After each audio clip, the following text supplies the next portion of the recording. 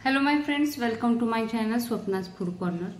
आज आपण झटपट असे न किचकट किंवा अजिबात तुमची ही रेसिपी फेल जाणार नाही अशी रेसिपी करतोय।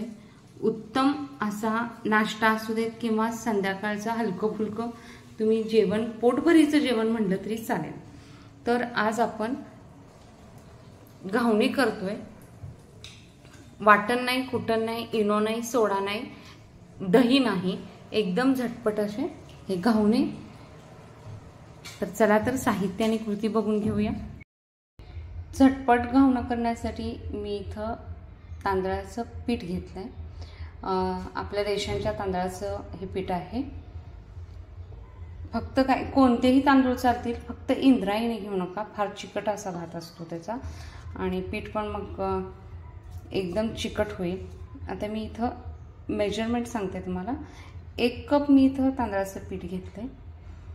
ज्या तुम्ही कप घ्या, वाटी घ्या, कोणतंही एक त्याला माप करा, पण परफेक्ट त्याचनुसार आपण मोजून घेणार आहोत। तर त्याच कपाने मी काय केलं, आता 1 वाटी यात पाणी ॲड करूया। आणखीन 1 वाटी पाण्याची गरज लागेल, पण आपण ते बघत बघत घालणार आहोत। तर आता व्यवस्थित याला गुठळ्या होऊ देऊ नका। पूर्ण गुठळ्या आधी याचे जे लम्स आहेत पूर्ण सुटवून घ्या। एकदम एकसारखं याला आधी करून घ्या, मग गरजेनुसार आपण पाणी घालणार आहोत। यातल्या पूर्ण गुठळ्या सुटलेल्या आहेत। आता आणखीन 1 कप मी पाणी घेतले, पण ते सगळं न यात पूर्णपणे ते कप न हे होता आपण काय करू, थोडं थोडं होतोया। एखाद्या वेळेस घट्ट असलं तरी चालेल, आपण थोडंसं ॲड करू शकतो, पण फार पातळ झाल्यानंतर ना पुन्हा त्यात तांदळाचं पीठ घाला, त्याची कन्सिस्टन्सी जी रेग्युलर आहे ती करा। यापेक्षा आपण थोडं थोडं पाणी ॲड करूया आणि हे पूर्ण मिक्स करून घेऊ। त्यानुसार आता मी यात त्याचप्रमाणे मी चवीनुसार मीठ घालते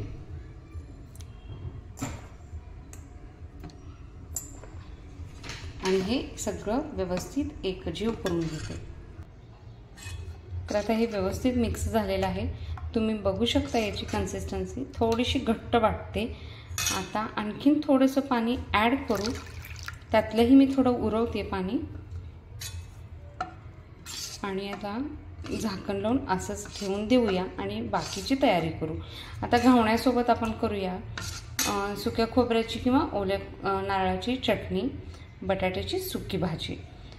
तर मी त्याची तयारी करते आणि तो व्हिडिओ मी ऑलरेडी तुमच्यासोबत शेअर केलेली आहे भरपूर वेळेस, तर तो तुम्ही नक्की बघून घ्या।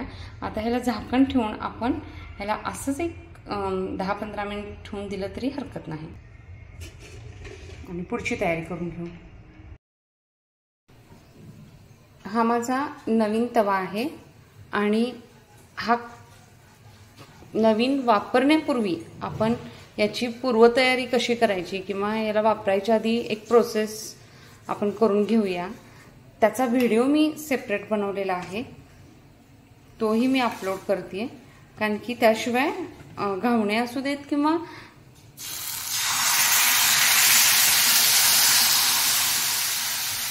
डोसे असू देत ते अजिबात उठणार नाहीत। तर आता मी तेल छान अप्लाय केलं आहे आणि तेल लावून मी आपलं घावण्याचं जे पीठ भिजत घातलं होतं त्यातलं घावणं मी सोडलेलं आहे। तुम्ही पिठाची कन्सिस्टन्सी बघू शकताय, अगदी पातळही नाही आणि अगदी घट्टही नाही। तर आपण काय करूया, आता हे आपण घावणं सोडलेलं आहे त्यावर अगदी 1 मिनिटभरासाठी फक्त हे झाकण ठेवूया आणि पटकन काढून घेऊ। तर 1 मिनिटभराच्या नंतर आपण हे काढू आणि हे सोडून घेऊ। सगळ्या कडा याच्या सुट्या करून घ्यायच्या। तर हे पूर्णपणे सुटलेलं आहे। थोडंसं खालून शेक द्यायचं नसेल द्यायचं तरी हरकत नाही, कोण कोण फक्त एकच बाजू भाजून घेतं। तर आता हे आपलं घावणं तयार आहे, एकदम परफेक्ट अशी जाळी फुटलेली आहे। मस्त जाळीदार. इनो नाही, कोणताही सोडा नाही, दही नाही, फक्त तांदळाचं पीठ, मीठ, पाणी यापासून आपण हे घावणं तयार केलेलं आहे. मी आणखीन घावणे करून घेते आणि तुम्हाला सर्व करून दाखवते. घावणं सोडण्याची एक पद्धत आहे. आधी कडेनं सोडायचं आणि मग नंतरनं जिथं जिथं गॅप आहे तिथं भरून घ्यायचं अशा पद्धतीनं. आणि ते पूर्ण भरून केलं तरी चालेल.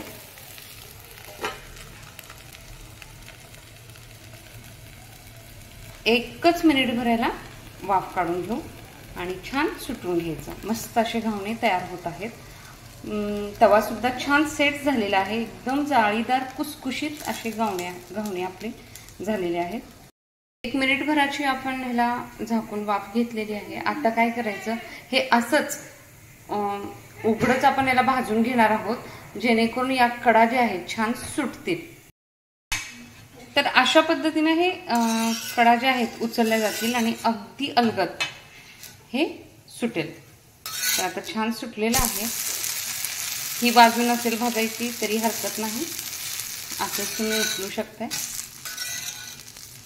एकदम परफेक्ट असा हे घावणे तयार आहेत. तर अगदी परफेक्ट घावणे तयार आहेत. मेजरमेंट अगदी व्यवस्थित झटपट पण होतात. न भिजवण्याची कटकट न वाटण्याची. दळून आणलेल्या पिठापासून तुम्ही घावणे आरामात करू शकताय. सकाळच्या गडबडीच्या नाश्त्याच्या वेळेस एकदम उत्तम असा पर्याय, पोटभरीचा, पौष्टिक आणि घरच्या घरी. तर मी तर त्याच्यासोबत नारळाची चटणी केली, बटाट्याची भाजी, लगदा भाजी आहे. फोडींची भाजी याला अजिबात छान लागत नाही, त्यामुळे स्मॅश करा बटाटा, छान शिजू द्या. आणि आमच्या घरी सांबर आवडतं, त्यामुळं मी डोशासोबत सुद्धा सांबर करते, त्यामुळे आज घावण्यांसोबत सुद्धा सांबर केली. इतकं परफेक्ट असं पोटभरीचा मेनू आहे, नाश्त्यासाठी असू दे किंवा संध्याकाळच्या वेळेस. नक्की करून बघा. रेसिपी कशी वाटली, व्हिडिओ कसा वाटला, व्हिडिओ पूर्ण बघा. व्हिडिओ कसा वाटला तो नक्की कमेंट बॉक्सला कमेंट करून सांगा. आणि नक्की सबस्क्राईब करा आणि माझी लिंक शेअर करा. थँक्यू.